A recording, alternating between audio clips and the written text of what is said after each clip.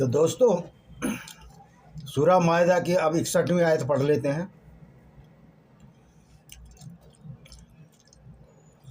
और मुसलमानों, जब ये लोग तुम्हारे पास आ जाते हैं तो कहते हैं हम तो ईमान लाए हैं, जबकि वे कुफ्र लिए हुए और फिर निकले तो साथ लिए हुए, और जो कपट छुपाए थे अल्लाह उसे खूब जानता है।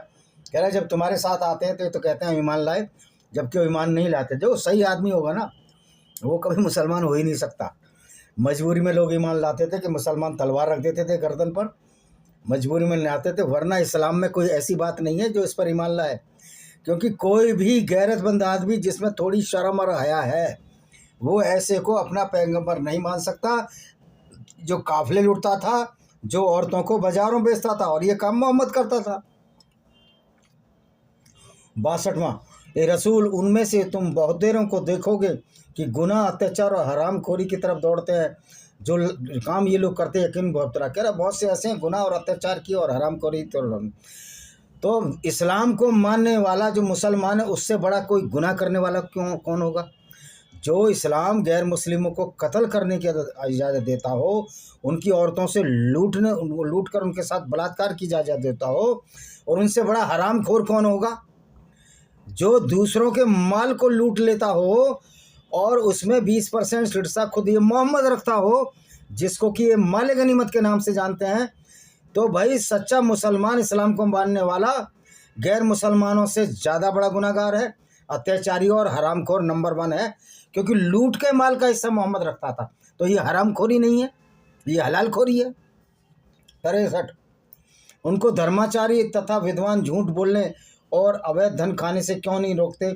निश्चय ही बहुत बुरा वे काम कर रहे हैं। तो अगर धर्माचारी विद्वानों को रोकना है तो इन मुसलमानों को रोको कि ये मोहम्मद लूटता था और लूट के 20वां हिस्सा लेता था, तो रोकना मुसलमानों को है। 5वां हिस्सा लेता था, 20%। 64 नंबर, और यहूदी कहने लगे अल्लाह का हाथ बंधा हुआ है। यहूदियों को कोई लेना देना नहीं अल्लाह से, अल्लाह है ही नहीं। यहूदी भी ये बात जानते हैं, अल्लाह एक फ्रॉड है, जिस तरह यहूदियों का याहवे फ्रॉड है। क्योंकि हमने ना भगवान को देखा, ना याहवे को, ना यहोवा को। इसलिए हमको समाज की भलाई की बात करनी चाहिए, इस पर नहीं फंस जाना चाहिए कि अल्लाह सही है या सर्वशक्तिमान ईश्वर या जो भी सही है। ये हमारे सिर्फ विचार है, सच्चाई कुछ नहीं। उन्हीं के हाथ बांध दिए जाएं। कह रहा जो अल्लाह के हाथ, अल्लाह का हाथ खुद बंधा हुआ है, क्योंकि अल्लाह कोई अच्छे काम ही नहीं कर सकता। अल्लाह का अच्छाई के लिए हाथ बंधा हुआ, अच्छाई कर ही नहीं सकता। अल्लाह का गैर मुस्लिम औरतों के साथ बलात्कार के लिए हाथ खुला हुआ है, यानी कि हर अच्छाई के लिए अल्लाह के हाथ बंधे हुए हैं। और ये दूसरों को बात कह रहे हैं जो इनका अल्लाह करता है। तो उनको इस पर कहने पर अल्लाह की फटकार बरसे, बल्कि उसके दोनों हाथ तो खुले हुए हैं, जिस तरह चाहता खर्च करता है। कह रहे हैं अल्लाह के दोनों हाथ खुले हुए हैं, जिस तरह चाहता खर्च करता है। अल्लाह तो भीख भी मांगता है। मैंने पिछले उसमें बताया था कि जितना अल्लाह की राह में खर्च करोगे अल्लाह उससे दुगना देगा। तो अल्लाह तो भिखारी भी है भाई। दूसरा, अल्लाह के दोनों हाथ वाकई खुले हुए हैं, क्योंकि उसने मुसलमानों को पूरी छूट दे दी है कि लूटो, कत्ल करो, बलात्कार करो, मंदिर तोड़ो, गिरजे तोड़ो, चर्च। कौन सी ऐसी गुंडागर्दी नहीं है जिसमें लिए अल्लाह ने मुसलमानों के हाथ खुले नहीं छोड़े। अल्लाह ने मुसलमानों को अपराधी बनाया है। चूँकि अल्लाह है ही नहीं, तो ये अपराध का जो दंड है, जो लानत है, मोहम्मद पर जाएगी। और जो किताब तुम्हारे पास उतारी गई है उसका शक व हसद उनमें से बहुतों को कुफ्र। भाई ये किताब जो झूठ का पुलिंदा है, क्योंकि दुनिया बनाने वाले को यही नहीं पता कि धरती घूम रही है। दुनिया बनाने वाला अल्लाह कहता है धरती स्थिर है, सूरज उसके चारों तरफ घूम रहा है। यानी कि अल्लाह की मूर्खता का भी एक 10वीं क्लास का बच्चा अल्लाह से ज़्यादा अक्लमंद है, और अल्लाह मूर्ख है। और इसी अल्लाह के नाम पर नमाज में बच्चे पढ़ रहे हैं, मदरसों में पढ़ रहे हैं, उनकी ज़िंदगियाँ बर्बाद कर रहा है इस्लाम। और हमने उनके बीच प्रलय के दिन शत्रुता और बैर डाल दिया। प्रलय होएगी नहीं, घंटा मेरे बाबा जी का, कोई प्रलय वरलय नहीं आनी। ये डराओ किसी को मत। जब ये लोग लड़ाई की आग भड़काते हैं तो अल्लाह उसको बुझा देता है, और धरती में उपद्रव फैलाने के लिए दौड़ते फिरते हैं। अल्लाह बिगाड़ फैलाने वाले को, अल्लाह से बड़ा बिगाड़ वाला तो कोई है ही नहीं। जो ऐसा पैगंबर, वाहिद पैगंबर दिया जो लुटेरा बलात्कारी औरतों से, छोटी बच्चों से बलात्कार किया। आयशा 9 साल की उम्र में 54 साल का बाबा, इसको शर्म नहीं आई। ऐसा बेशरम है ये काफिर, और काफिरों को गाली दे रही है किताब। पहले तुम देखो कि तुम्हारा पैगंबर किस तरह का गंदा व्यक्ति था। 66, और अगर ये लोग तौरात, इंजील और सही पे उनके पास परवरदिगार की तरफ से नाजिल किए थे तो उनके अहकाम को कायम रखते। जो तौरात इंजील है वो अल्लाह ने नहीं नाजिल की, अल्लाह ने नहीं उतारी, वो उनके अपने गॉड हैं, उनके अकीदे हैं, और वो नहीं मानते किताब ऊपर से उतारी है। इस्लाम एक वाहियात है कि किताब कुरान ऊपर से हवा में उड़कर आ गई, और वो सारी किताबों की आयत कौन लिखता था? मोहम्मद का चचेरा भाई वर्का बिन नोबेल। जब वर्का बिन नोबेल चचेरा साला खदीजा का भाई फर्स्ट कजन जब मर गया तो आयतें आनी बंद हो गई। तो ये झूठ और फ्रॉड का खेल है अल्लाह के नाम पर। 67वीं आयत, ए रसूल जो हुक्म तुम्हारे पालनहार की तरफ से तुम पर उतारा गया है उस सबको पहुंचा दो। हाँ, हमने देख ली ना, कुरान पहुंचा दी। हिंदू हूँ मैं, सनातन वैदिक धर्मी हूँ, और मेरे पे कुरान आ गई। मुझे पता लगा कि ये तो कुरान तो मोहम्मद ने लिखी है, इसमें तो अल्लाह ही है ही नहीं। अल्लाह के नाम पर इतना फ्रॉड ये मोहम्मद करके चला गया। हमारे मुसलमान भाई उसी में खुश हो रहे हैं, माशाअल्लाह, कुरान अल्लाह, सुभान अल्लाह, दुर्गान अल्लाह। अरे यार, तुम पागलों की कौम हो। तुम समझो जाकिर नायक पागल है, तो कुरान उस सब पे पहुँचा दो। इसलिए मैं कुरान खरीदने गया, मुझे नहीं दी। मुझे पता था कि कुरान में क्या बदमाशियाँ छिपी हुई हैं, किस तरह पागलपन छिपा हुआ है। तो कुरान को मानने वाली सारी कौम पागल हो चुकी है, पागलपन है, ब्रेन वाश्ड है। और मोहम्मद भी इस तरह का पागल इंसान था। अली सीना किताब में तो साबित किया कि मोहम्मद को मिर्गी के दौरे आते थे, वो पागल था। और अगर तुमने ऐसा नहीं किया तो समझ जाओ तुम्हारा कोई पैगाम ही नहीं पहुंचाएगा। तुम डरो नहीं, अल्लाह तुमको लोगों की बुराई से बचाएगा निश्चय। अल्लाह बुराई से बचाएगा कि अल्लाह बुरा मुसलमान को बुरा बना रहा है, मुसलमान को लुटेरा और पापी बना रहा है। 68वीं आयत क्या कहती है सूरह अल माइदा की, हे रसूल तुम कह दो अहले किताब यानी कुरान, जब तक तुम पर तौरात और इंजील तुम्हारे परवरदिगार की तरफ से तुम पर नाजिल हुए, कोई नाजिल वाजिल नहीं हुए, सब लिखा है। यहूदी नहीं मानते, ईसाई नहीं मानते कि कोई आसमान से उड़ के किताब आ गई। क्या राफेल है जो किताब उड़ के आ गई?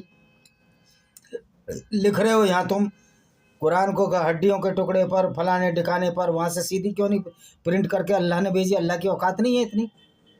यानी कि झूठ की भी यार एक सीमा होती है। और तुम और उनके अहकाम को कायम न रखोगे, उस वक्त तुम्हारे मजहब कुछ भी नहीं, अल्लाह का मजहब सबसे ज़्यादा। क्योंकि अल्लाह ने ऐसा वाहिद पैगंबर दिया, अकेला सदीद पैगंबर दिया, जो बलात्कार करता था, औरतों को बाजारों में बेचता था। और ये रसूल जो किताब तुम्हारे पास तुम्हारे तरफ रब की ओर से भेजी गई है, उसका रस्क उनमें से बहुतों को सरकस और कुफ्र को और बढ़ावा देगा। तो तुम इनकार करने वालों के लोगों की दशा पर दुखी ना, जो इनकार करें दुखी मत होना। अरे अब तुम दुखी होगे तो क्या उखाड़ लोगे? कद्दू उखाड़ लोगे। हमने साबित कर दिया कि अल्लाह झूठा है और मोहम्मद एक अपराधी है, उससे ज़्यादा कुछ नहीं है। निसंदेह वे लोग ईमान लाए और जो यहूदी हुए हैं, साबाई और ईसाई गर्ज कुछ भी, जो अल्लाह अंतिम दिन पर ईमान लाए और अच्छे काम करेगा, उनको अलबत्ता कोई डर नहीं होगा। जो अच्छे काम करेगा उन पर कोई डर नहीं होगा। लेकिन मुसलमान अच्छे काम कर ही नहीं सकता, क्योंकि इस्लाम उसको अच्छे काम करने से लिए रोकता है। अब अगली कुछ आयतें बताता हूँ मैं, 90 तक जाएंगे। 81वीं आयत बताता हूँ, बीच की आयत हमने कल बता दी तुमको। चलो भाई खुल जाओ सिम।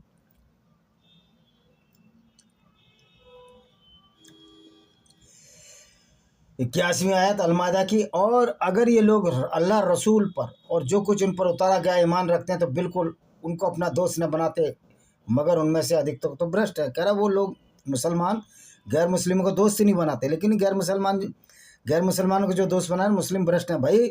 इसलिए मैंने फेसबुक पे बोला, मुझे मुसलमान क्यों फ्रेंड रिक्वेस्ट भेजते हो? आप अपने अल्लाह की तौहीन कर रहे हो अगर मुझे फ्रेंड रिक्वेस्ट भेजो और इस्लाम को मानते हो। आपको लिख के देना पड़ेगा कि हम इस्लाम को नहीं मानते, तब मैं आपको दोस्त बनाऊंगा। क्योंकि मैं क्यों ऐसे आदमी को दोस्त बनाऊं जिनका पैगंबर लुटेरा, बलात्कारी, औरतों और लौंडियों को बाजार में बेचने वाला, उनके साथ सेक्स ले, उनको गलत काम करने वाला। मैं ऐसा हूँ, क्यों मैं नहीं बनाऊंगा किसी को, चाहे मेरे विभाग का हो चाहे मेरे साथ पढ़ा हो। वैसे ऐसे मूर्ख मेरे साथ BSc में एक था फजलुर रहमान और एक था, हालांकि वो तो एक्स मुस्लिम टाइप है, और एक और था 8वीं क्लास में। मैं मूर्खों से मेरा ज़्यादा पाला पड़ा नहीं, इन अल्लाह के गुंडों के साथ में ज़्यादा पढ़ा ही नहीं, क्योंकि ट्रू मुस्लिम अल्लाह का गुंडा है। 82, हे रसूल ईमान वालों को दुश्मन का सबसे बढ़ के यहूदी और बहुदेव में खपाओगे। भैया यहूदी और बहुदेवी तुम्हारे को दुश्मन नहीं है, हमारी किताब में कहीं नहीं लिखा कि गैर हिंदुओं को कत्ल करो। यहूदियों की मैंने अभी तोरा पढ़ी नहीं है, वैसे ओल्ड टेस्टामेंट है, उसमें ये तो जरूर लिखा है कि जो यहूदी और ईसाई नहीं नरक में जाएगा, कत्ल का उसमें भी नहीं लिखा हुआ। तो भाई हम तो बिल्कुल तुम्हारे दुश्मन हैं, क्योंकि तुमने हमें दुश्मन मान लिया, लेकिन तुम्हारा बाल नहीं उखाड़ सकते अब, क्योंकि तुम्हारा इस्लाम ढल चुका है, जीर्ण शीर्ण किला है। और ईमानदारों की दोस्ती में सबसे करीब उन लोगों को पाओगे जो अपने को नसारा कहते हैं। कह रहे जो यहूदी हैं वो नसारा मतलब ईसाई, क्योंकि नसाराओं में यकीनन बहुत से उपासक सन्यासी हैं, इस कारण भी ये लोग कह रहे उनमें से भी ऐसे लोग हैं जो इस्लाम को मानते हैं। तो ये मूर्ख लोग होंगे जो इस्लाम को मानते हैं। तो पारा 6 खत्म हो गया, पारा 7 कल से शुरू करेंगे, ये 83वीं आयत होगी। तो इसी के साथ हम इस वीडियो को विराम देते हैं। वंदे मातरम, जय हिंद, आपका दिन शुभ हो। तो नमस्कार, मैं हूँ एक लेखक विजय कुमार। मेरी कुछ किताबें हैं जिसका मैं तवारुफ आपसे कराता हूँ। तो दोस्तों, आज हम इस कुरान के चैप्टर 5 की सूरा अल मायदा के बारे में चर्चा करेंगे।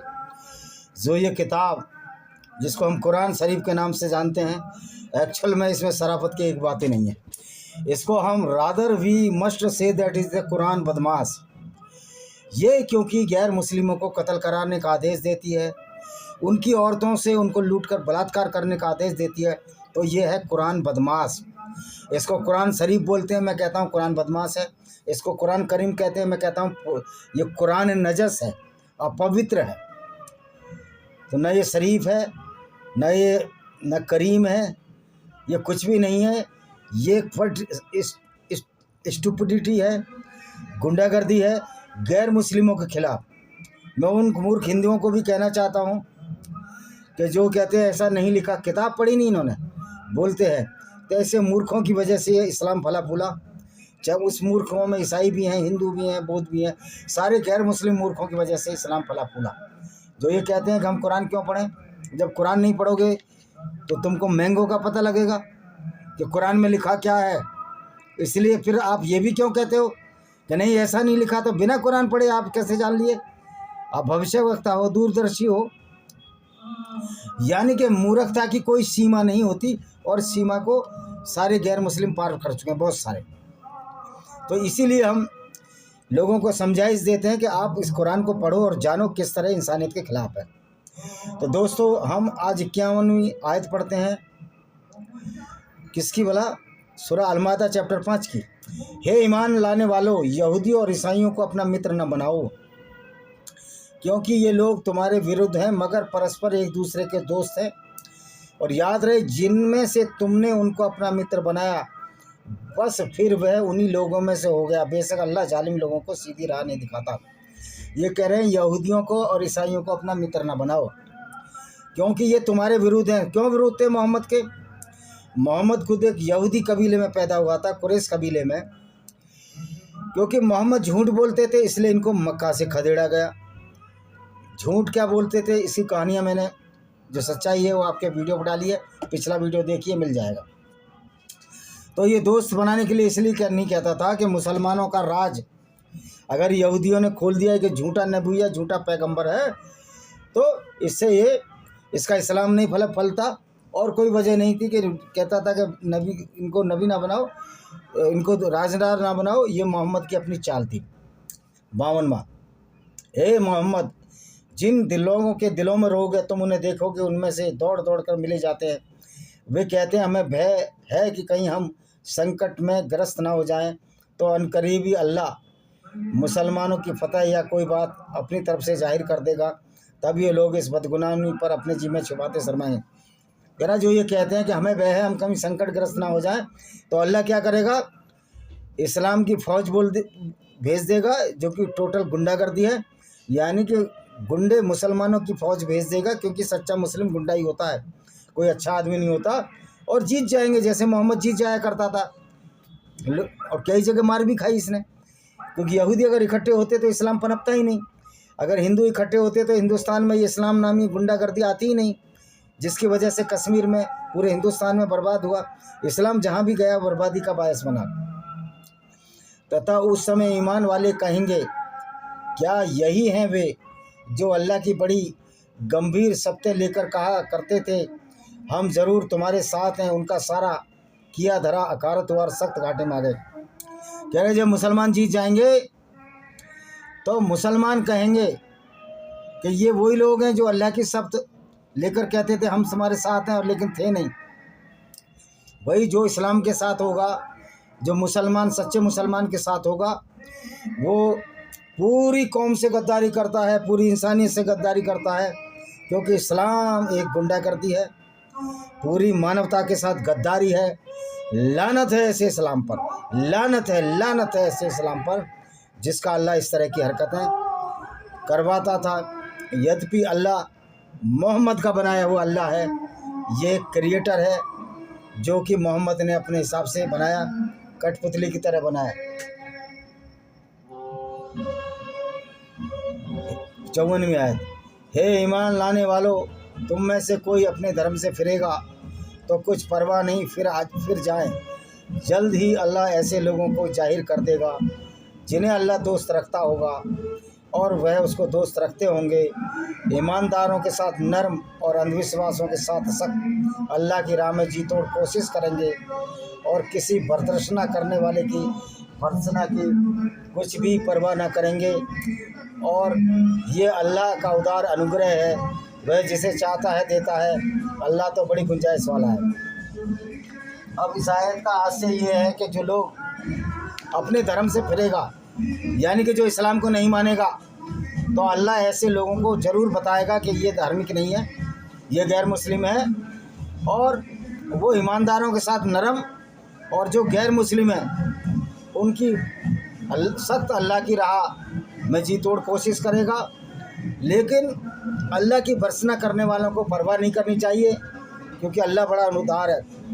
अरे तुम्हारे अल्लाह की फटती है जब अल्लाह की सच्चाई हम बताते हैं, जब पैगंबर की सच्चाई बताते हैं, तो वही तो अल्लाह है जो कि लोगों को कत्ल करने की बात करता है, गैर मुस्लिम औरतों के साथ बलात्कार करने की बात करता है। ये वही तो अल्लाह है, या कोई दूसरा अल्लाह पैदा हो गया है जो गैर मुस्लिम काफिरों के साथ अच्छी बात करे? कोई भी इस्लाम में एक ऐसी बात नहीं है कि जिसको सच्चाई कहा जा सके, वरन एक सर्टिफाइड ये गुंडागर्दी है, इसके सिवा कुछ नहीं है। हे ईमान वालों, 55वां, हे ईमान वालों, तुम्हारे मित्र तो बस यही हैं, अल्लाह और उसका रसूल, और वह ईमान वाले जो पाबंदी से नमाज अदा करते हैं, ज़कात देते हैं, अल्लाह के आगे। कह रहे तुम्हारे मित्र वही हैं मुसलमान जो 5 वक्त की नमाज़ पढ़ते हैं और 48 बार गैर मुस्लिमों को गाली देते हैं और अल्लाह के आगे झुकने वाले हैं। तो अल्लाह के आगे कौन झुकेगा? पहली बात तो अल्लाह है ही नहीं। एक नकली अल्लाह के आगे वो झुकता है जो सच्चा मुसलमान होता है, जो लूट करता है, जो बलात्कार करता है, जो गैर मुस्लिमों को कत्ल करने की बात कहता है, क्योंकि ये तुम्हारी किताब कहती है, मैं नहीं कहता। और 56वां, और जिस शख्स ने अल्लाह और रसूल और उन्हीं ईमानदारों को अपना सहायक बनाया तो अल्लाह के दल में आ गया, तो इसमें शक नहीं अल्लाह का गिरोह प्रभावी। मोहम्मद कहता था कि इसमें कोई शक नहीं, क्योंकि मोहम्मद का बनाया खेल है कि अल्लाह का दल प्रभावी हो गया, अल्लाह ही प्रभावी होगा। लेकिन आज देख रहे हैं कि जगह जगह अल्लाह के बंदे जो कि इस्लामिक आतंकवादी हैं, जो सच्चा मुसलमान है वो आतंकवादी होता है, आज जगह जगह जूते खा रहे हैं, मार खा रहे हैं, उनकी खोपड़ियाँ खोली जा रही हैं, जिनको ये काफिर कहते हैं इनको द्वारा। और ये होना है क्योंकि अल्लाह है ही नहीं, और अल्लाह का पैगंबर एक ऐसा इंसान है, उससे बड़ा कोई अपराधी इस दुनिया में नहीं है। लानत है ऐसे पैगंबर को। और ये उस पैगंबर को जो काफिले लूटता था, सरतन से जुदा के नारे लगाते हैं उसके साथ। और हमारे गैर मुस्लिम लोग डर जाते हैं एक झूठे अल्लाह के नाम से, इसलिए हमने काफिर इंटरनेशनल आर्मी बनाई है, जो कि गैर मुस्लिम काफिरों को जो कत्ल करेगा इस्लामिक आतंकवादी, उसको गली गली घर घर जैसे चाहेगा उसको न्यूट्रलाइज करने का काम करेंगे।